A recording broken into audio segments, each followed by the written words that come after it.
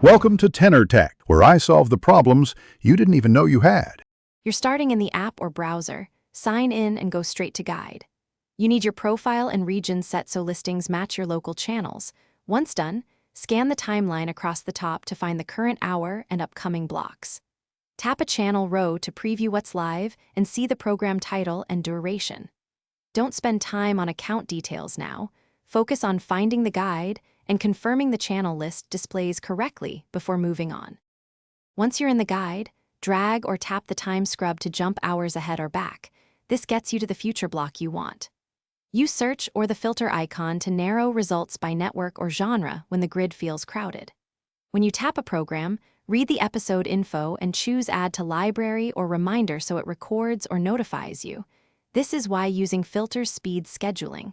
Less scrolling, more precise recordings. Make sure recurring series recordings use the right options.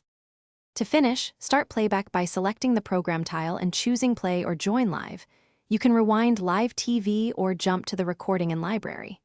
If you want the show on a bigger screen, tap Cast or AirPlay and confirm both devices share the same Wi-Fi network.